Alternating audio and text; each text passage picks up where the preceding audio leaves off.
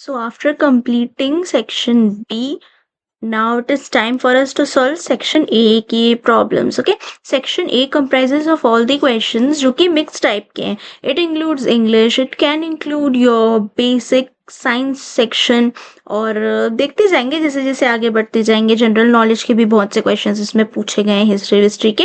So you don't have to skip this question, क्योंकि मैं बार बार कह रही हूँ फॉरेंसिक साइंस के क्वेश्चन कहीं ना कहीं will help you to get good marks. पर ये एक अच्छा कॉलेज, एक अच्छी सीट दिलाने में हेल्पफुल होगा, because this might not be easy for everyone to solve, है ना. एंड चलो सॉल्व करते हैं. लेट अस सी.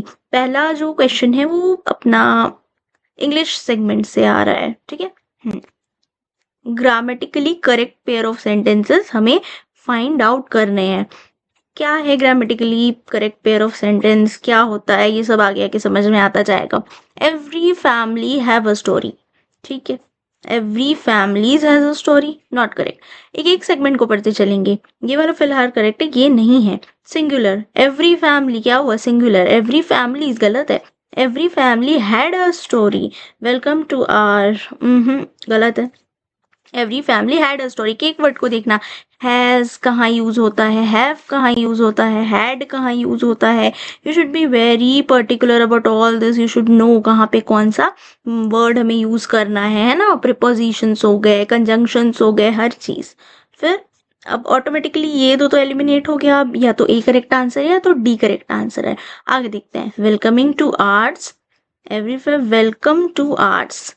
देखो यहाँ से भी समझ में आ रहा है. फिर भी these were the word inscribed on gold in a sleeve of a big black photo album that Ananya is hold in her hand. No, that Ananya was holding in her hand. This is the correct sentence. Option number D is the correct answer. ठीक है. ऐसे देखते चलना है, एक एक word को पकड़ के हमें चलना है.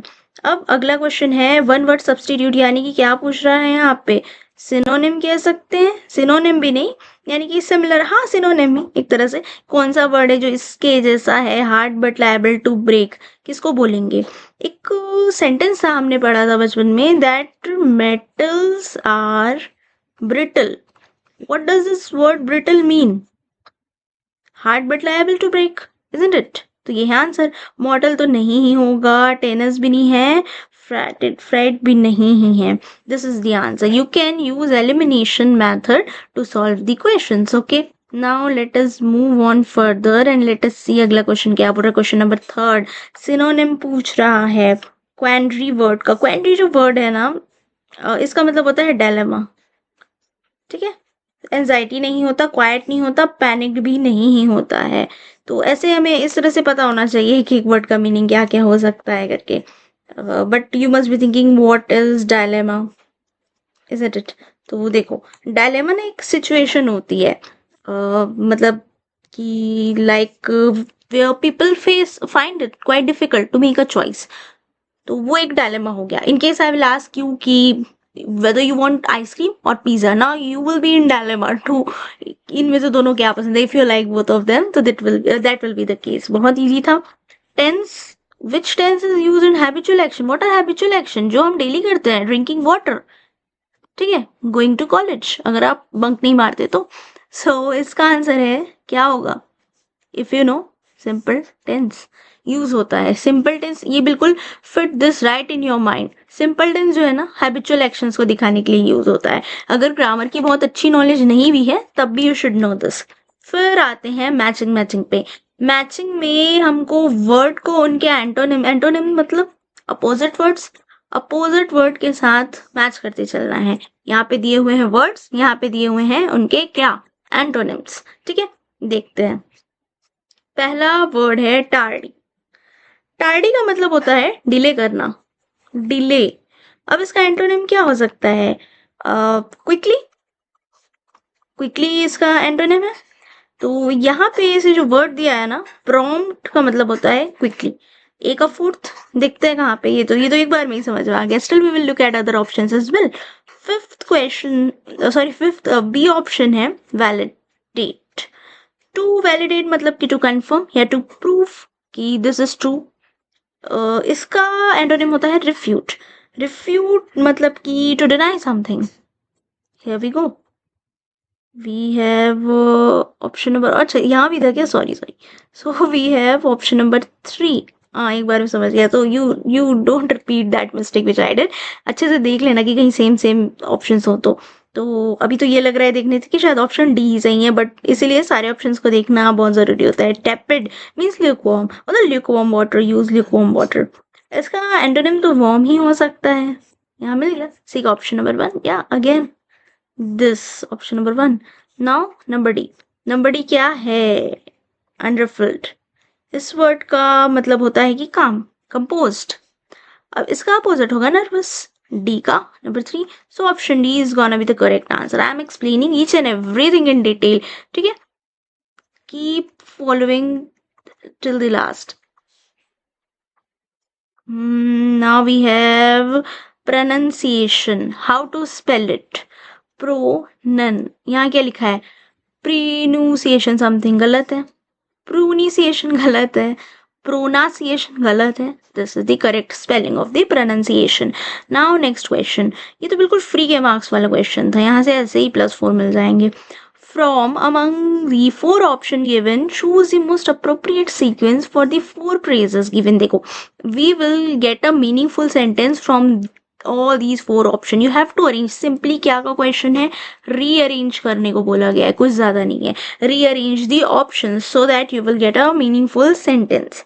read them all, try to solve it yourself, read them all, ठीक है। बाय चांस तो सबसे पहले आएगा नहीं, क्या आएगा सबसे पहले, the word serendipity means that happens unexpectedly or the occurrence of something pleasant by chance। Okay, ये तो इस ऑर्डर में लग रहा है मुझे कहीं ना कहीं, isn't it?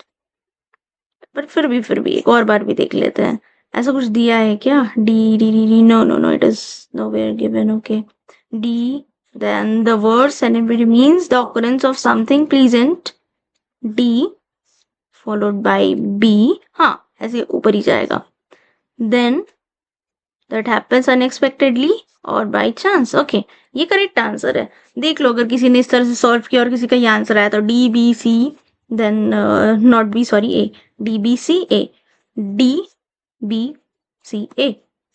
कौन सा ऑप्शन है जो डी बी सी ए कहता है, दिस वन, ठीक है, this is the correct answer.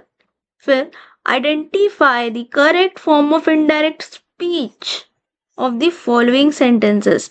Direct speech, indirect speech, ये सारा टॉपिक, या फिर active voice, passive voice, this are all the topics that you should have studied before in your junior classes. फिर यहाँ पे भी क्या बोल रहा है 8 नंबर में, let us have a look at all the sentences. The magistrate said to the lawyer you should submit your evidence now, ठीक है, the magistrate said to the lawyer you should have submitted your evidence now। this is the sentence now, ये direct speech form में है। identify the correct form of indirect speech of the following sentences।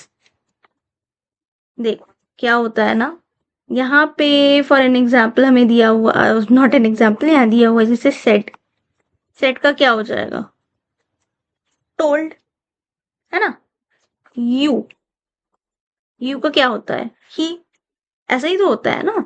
सो यहाँ पे भी जैसे बहुत, अब यहाँ पे हम लोग क्या करेंगे, magistrate told the lawyer, this is a reporting clause, then that is used to introduce a reported speech, isn't it। he is used as a pronoun and he का replacement क्या बताया मैंने, you। should submit is a correct reported speech, so when we convert it in indirect speech the modal verb is should, not should submit, ठीक है। तो इसका answer क्या होगा,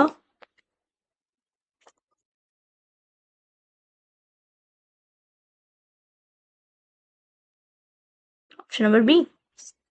choose the correct option to make a meaningful sentence. यहाँ पे simple हमें पूछी जा रही है, अच्छा, try to solve it yourself once, but यहाँ पे Ashok did not expect, expect की स्पेलिंग पूछ रहा था, एक्सेप्ट तो नहीं बोल रहा है, एक्सपेक्ट ही है, except that his friend would, no no no, expect, this is the answer.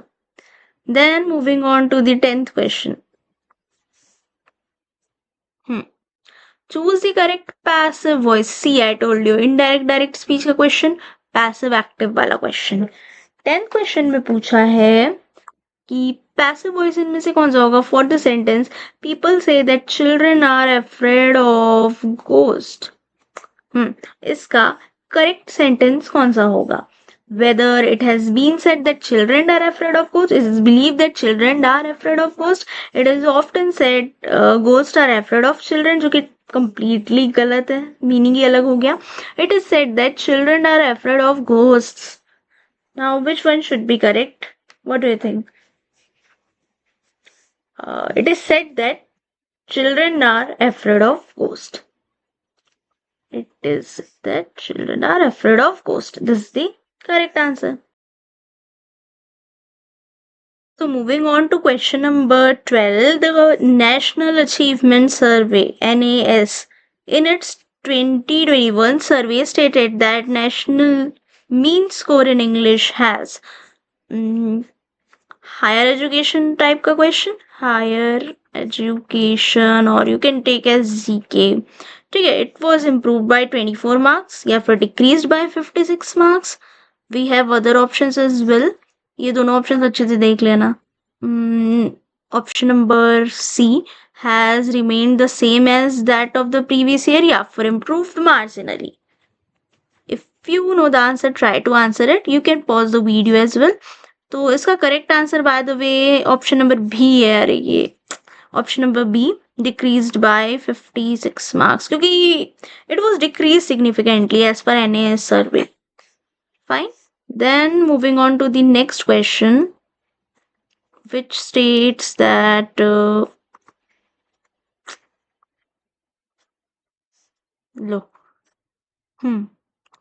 Swedish film director Ruben Östlund won Palme d'Or for his film titled तो I think you must not be knowing it, या may be पता नहीं होगा पता, but answer इसका है triangle of sadness.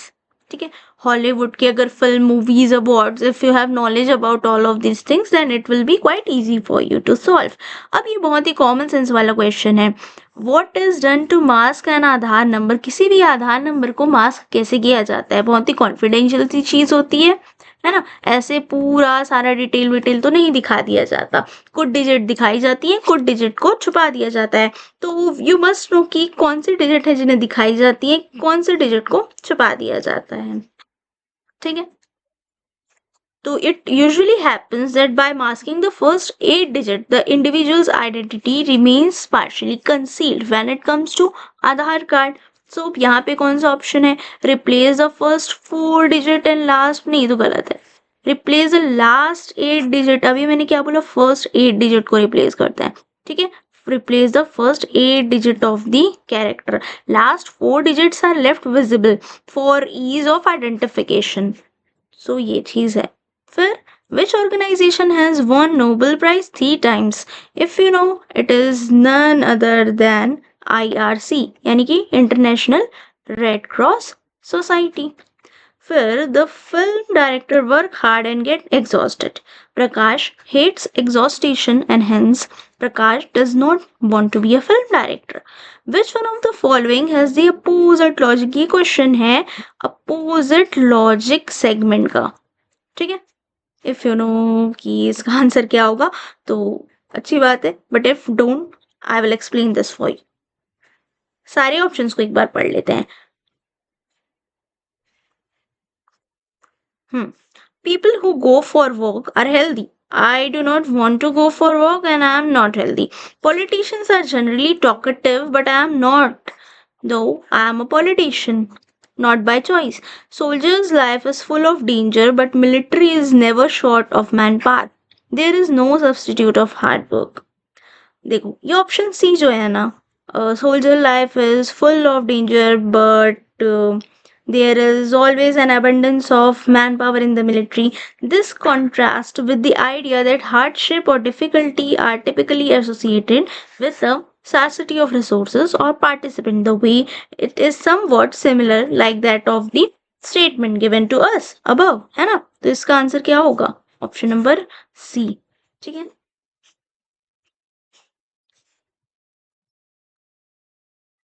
हाँ अब ये थोड़ा डायरेक्शन वाला क्वेश्चन है which is very important.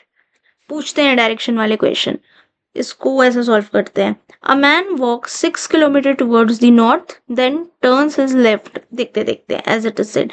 A man walk 6 kilometre towards the north, मतलब कोई तो उसका स्टार्टिंग पॉइंट रहा होगा, यहाँ ज्यूम कर लेते हैं। 6 किलोमीटर किधर गया?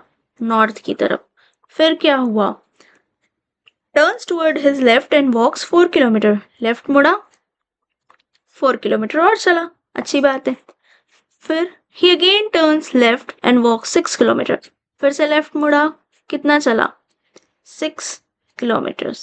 Then at the point again he turns his right and then walks 6 kilometers. फिर से राइट मुड़ गया, कितना चला? 6 kilometers. How many kilometers and in which direction from the starting point? तो कितना डायरेक्शन, कितने किलोमीटर हुए? 4 किलोमीटर इधर गया, आगे चला गया 6 kilometre. 4 + 6 = 10 kilometer.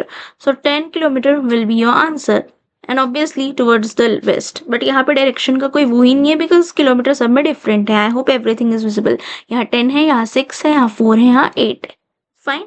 Then A, B, C, D, E, F and G are sitting in a line facing the east. ये सारे एक लाइन में बैठे हुए हैं। वहीं पे सी जो है it is immediate right to D and B, okay, and at extreme end of E, E के एक्सट्रीम एंड में है, ठीक है। G is between E and D, sorry E and F, and D is sitting third from south and who is the person sitting at the extreme end? Let me remove it, try to solve it by yourself.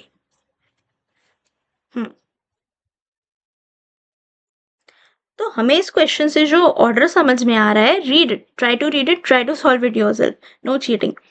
B है, फिर उसके बाद ई हो जाएगा, फिर कौन? G, फिर F, D, C, then ए।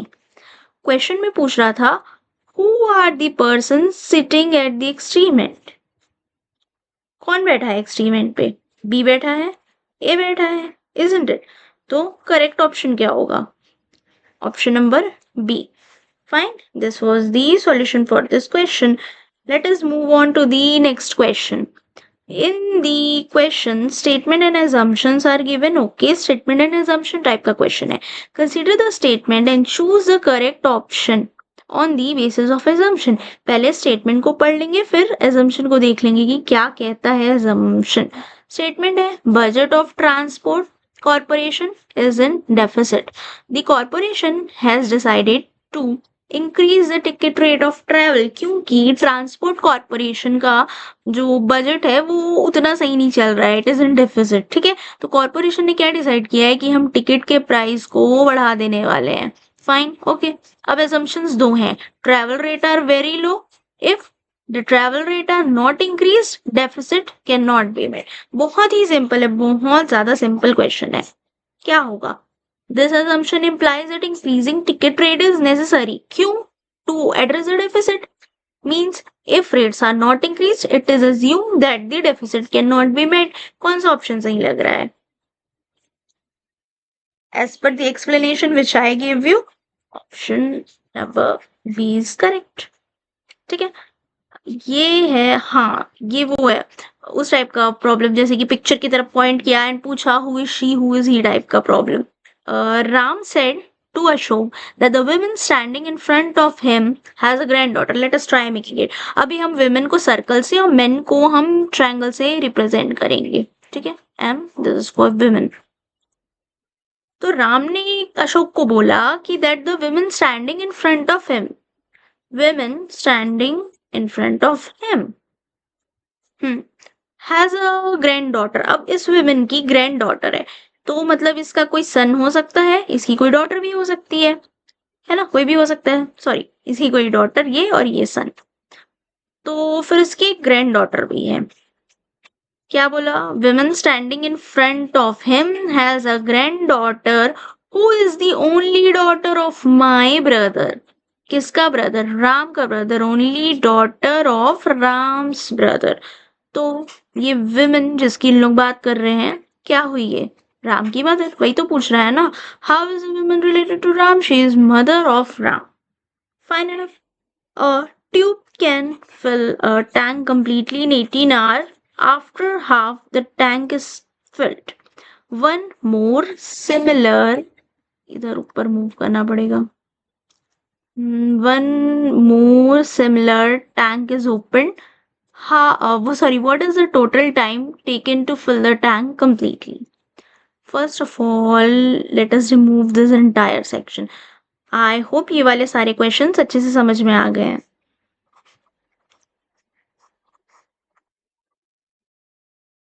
ठीक है, तो क्वेश्चन कह रहा है कि a tube can fill a tank. एक जो ट्यूब है ना, वो एक टैंक को 18 घंटे में कंप्लीटली भर लेता है. ठीक है, after half the tank is fill, tank आधा भर गया, उसके बाद एक और सिमिलर टाइप का ट्यूब ओपन कर दिया जाएगा. अब टोटल टाइम क्या होगा? What is the total time taken to fill the tank completely? This is a numerical question, of course. तो सबसे पहले हम लोग क्या क्या करते हैं? Let us take the time taken by one tube to fill half of the tank. क्या होगा? It will time taken, ठीक है, by one tube. यहाँ two tubes की बात हुई है. We will first take time taken by one tube. In order to fill the tank, it will be 9 hours. Total hours क्या बोला है? 18. कितना हुआ? Half, 9. So part time by 2 tubes in 1 hour will definitely be into 1/18. फिर कितना हो जाएगा ये? 1/9. ऑब्वियसली, क्योंकि हमें 1 आवर का निकालना था, यूनिटरी मेथड है ना. अब क्या हुआ? Remaining part. क्वेश्चन तो वही पूछ रहा है ना, कितना टाइम लगा टोटल पूरे टैंक को भरने में, तो रिमेनिंग पार्ट का भी टाइम हमें निकालना पड़ेगा. तो रिमेनिंग जो भी पार्ट है उसका निकालने के लिए we will minus it by 1/2. इसका आंसर क्या होगा? हाफ हो जाएगा. ठीक है, देयरफॉर 1/9 इज टू 1/2. ये हो जाएगा 1:x. x क्या है? Total time taken. Let me move it little bit downwards. इसका कंटिन्यूशन यहाँ पे सॉल्व कर लेते हैं. फाइन. सो अब यहाँ पे x हो जाएगा हाफ, और 9 और 1 कर लेंगे. x इक्वल, ये सबको अगर 9 and 2 equals, if we divide it we will get 4 and half hour. Answer 4 and half hour. अच्छे से नहीं लिखा है. I hope you have got your answer. 4 and half hours यहाँ से आ जाएगा. So total time taken will be 9 plus 4 and half क्या? 4.30. मतलब 13 hours and 30 minutes. So answer क्या होगा यहाँ पे? 13 hours and 30 minutes. I hope you have got the similar answer. और ये steps भी समझिए, x है, ठीक है, n नहीं है, this is x. So and ये steps भी समझ में आ गए होंगे.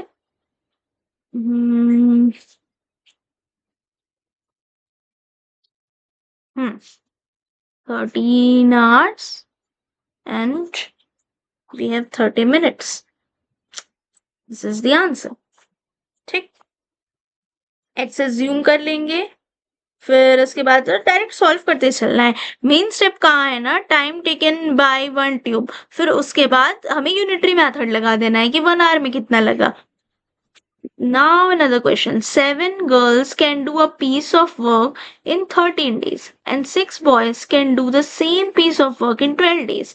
7 लड़कियां हैं, वो एक काम को 13 दिन में करेंगी, और 6 लड़के जो हैं वो वही सेम काम को 12 दिन में कर देते हैं. अच्छी बात है. 9 men जो हैं वो सेम पीस ऑफ वर्क को 9 डेज में करते हैं. And 6 women can do the same piece of work in 14 days. तो सबसे ज्यादा एफिशिएंट कौन हुआ? यहाँ पे बात हो रही है विमेन की, मैन की, गर्ल की, बॉय की. Okay, let us have a look at the, let us try to solve the question. तो सबसे पहले देखते हैं कि let us try to denote the efficiency of one person from each group. We will take one person from each group and we will try to denote the efficiency. If we talk about efficiency,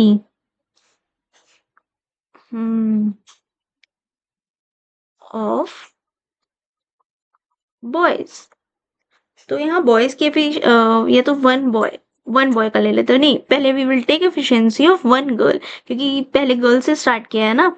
so efficiency of one girl कितना दिया हुआ है? Efficiency of one girl 1। I think I need more space. Fine. 7 girl can do a piece of work in 13 days. तो 7 लड़कियां कितने time में कर लेंगी? 13 days में into 13. As simple as that. Same for boys. Efficiency of one boy. क्या बोला हुआ है क्वेश्चन में? 6 लड़के उसी चीज को 12 दिन लगाएंगे करने में, तो 6 into 12. सिंपल। फिर क्या बोला हुआ है? सेम पीस ऑफ वर्क को एक आदमी कितने दिन में करेगा? 9 into 9, ये भी है। ओह। फिर एक वुमन कितने दिन में कर लेगी सेम काम को? 6 into 14। ये हमने यूनिट का निकाल लिया, वन का।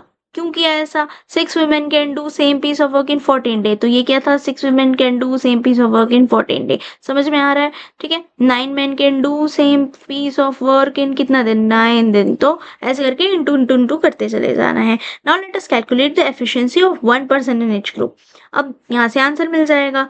अगर ये वाले डेटा की बात करें वन गर्ल की, तो it will B approximately something like 0.00102 अगर सॉल्व करेंगे तो। इसके बाद वन बॉय का data 0.00139 not 39।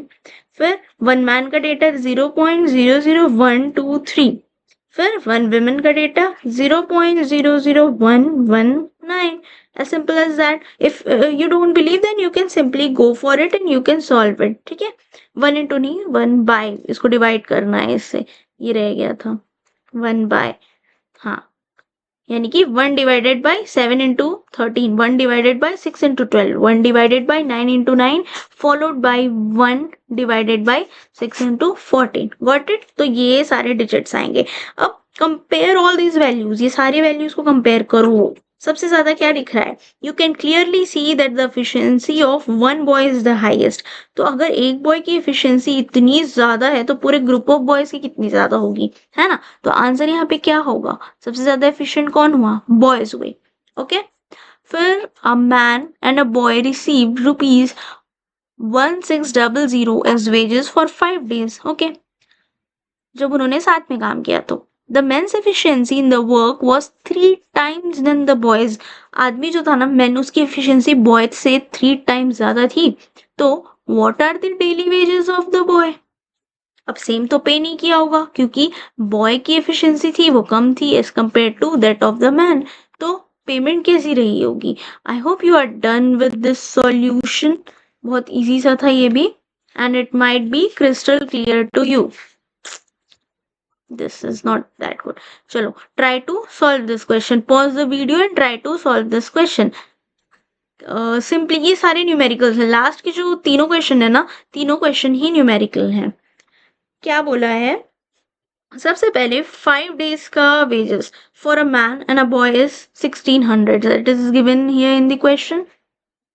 I don't like this thing। As it is given in the question। So what we will do, simply 5 days का wages देख लेना है, कितना था? 1600।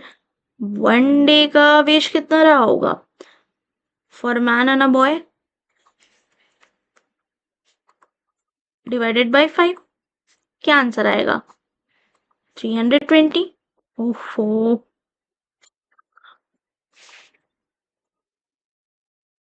20। ठीक है। Let the wage of the boy per day be x।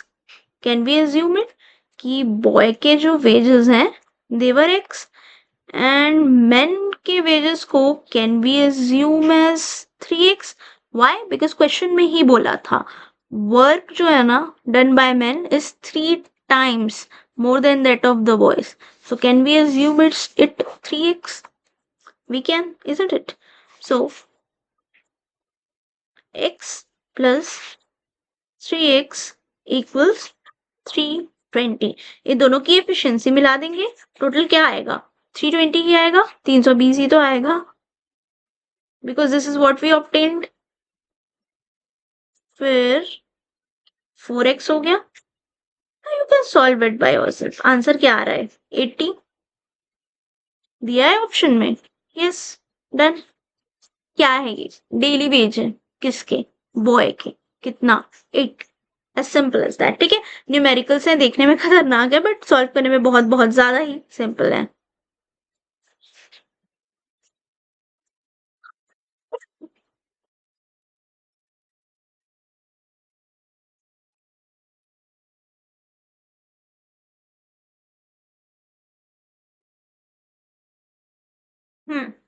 Now we have another question. How many kg of rice at rupees 60 per kg must be mixed with 30 kg of rice at rupees 25 per kg so that shopkeeper may gain profit loss का question है. क्या topic है? Profit loss. ठीक. Percent on selling a mixture of rupees 50 kg. कितना, क्या पूछा है कि शॉपकीपर को एक गेन करना है 25% का on selling a mixture of rupees 50 पर केजी. समझ आया क्वेश्चन? क्वेश्चन पूछ रहा है कि how many KG of rice is 60 rupees per KG must be mixed. कि आखिर हम कितना ग्राम ऑफ राइस को मिक्स करें इनके साथ कि वो जो शॉपकीपर है ना वो 25% का गेन बना ले जब वो 50 रुपए पर किलो का चावल बेचे. सिंपल. ठीक है, तो देखो एसपी क्या है. अभी एसपी पता ना क्या होता है? सेलिंग प्राइस क्या है मिक्सचर की? 50. कॉस्ट प्राइस क्या है मिक्सचर का? 50 इंटू 100 बाई 125 हुआ. क्या हो जाएगा? 40. ठीक. So as per the rule rice worth 60 per kg and rice worth 25 per kg should be priced 15:30. और फिर ये क्या हो जाएगा काटने पे? 3:4 हो जाएगा. ठीक है, तो हम क्या ज्यूम कर सकते हैं कि क्वांटिटी ऑफ राइस जो कि हमसे पूछा जा रहा है कि कितना बेचा जाए वो x है. कर सकते हैं, isn't it? So if there is 30 kg of rice जिसका प्राइस 25 रुपीज पर केजी है, so it will be somewhere like 4/7 into x जो कि 30 हो जाएगा. क्योंकि if there is 30 kg of rice worth rupees 25 per kg, so if we will talk about the 4/7% into x, it will be equal to 30. फिर इसको और solve करेंगे तो 52.5 आ जाएगा. Okay, rice worth 60 kg. Now rice worth 60 kg. It will be somewhere between 3/7 into 52.5 and it will be somewhere around like 5 kgs. ठीक है, so answer should be 22.5 kg. दिया है क्या ऑप्शंस में? Let us have a look. दिया है? Okay, दिया है. This is the correct answer. Now, finally, last numerical problem. A sample of x liter from a container having 60 liter of mixture of milk and water. Containing milk and water का ratio कितना है देख लो. Milk is to water का ratio है 2:3. इसको हमने replace कर दिया प्योर मिल्क से. So that container will have milk and water in equal proportion. What is the value of x? यहाँ पे पूछा है ना सैंपल ऑफ एक्स लीटर. कितना लीटर का सैंपल था यही नहीं पता है. ठीक है, चलो सॉल्व करते हैं. पहले तो देख लेते हैं मिल्क इज टू वाटर का रेशियो क्या है. 2:3 दिया है. Quantity of milk in 60 litre of mixture कितना होगा? क्योंकि यहाँ पे तो बात 60 लीटर की है ना, और रिप्लेस भी किसको किया गया है? मिल्क को ही किया गया है. है ना, यही तो बोला है ना, यहाँ है is replace with pure milk. देखते हैं। तो if we talk about the quantity of milk in 60 litre mixture, कितना होगा? 60 इंटू 2/5। कैसे हुआ? इन दोनों को ऐड कर दिया, ठीक है। We will get somewhere like 24 litre. Okay, फिर अब पूछा है कि क्वांटिटी ऑफ वाटर कितना होगा। मिल्क का क्वांटिटी निकाल लिया, वाटर का क्वांटिटी देखते हैं। Quantity of water in 60 litre mixture, same उसमें भी 60 इंटू 1/5 कितना होगा? काटने से हो जाएगा 36 लीटर। मिल गया। Now x litre of milk. अब क्या पूछा था, कितना प्योर, प्योर वाला मिल्क कितना ऐड किया है, ये तो हमको नहीं पता है ना। तो प्योर वाला मिल्क जो ऐड किया गया था उसको हम x एज्यूम कर लेते हैं, बिकॉज जो चीज नहीं पता होती, जो क्वांटिटी हमें नहीं पता होती, हम उसे बाय डिफॉल्ट x एज्यूम कर लेते हैं। We will assume it x. X liter of milk is added to the mixture so that the container having the milk and water will be in equal ratio, because it was asked in the question x plus 24 equals 36, isn't it? Now we are left with 12 liter. This is the answer. 12 liter is the answer. Fine. So now we are done with the section A as well. I hope you have watched the entire lecture. I know बहुत ज़्यादा ही बड़ा lecture हो गया था, but both of the segments are extremely important. Question कहीं से भी पूछ सकता है। अगले इस segment में हम solve करेंगे क्वेश्चंस ऑफ 2023 पेपर, जो भी पूछा गया था उसमें बहुत सारे अलग अलग like set A set B ऐसा कुछ था। So I will bring that for you as well. Till then, do not forget to subscribe the channel for the free course and video lectures like that, and share it among your friends as well, because it will be of utmost important when it comes to solving the paper.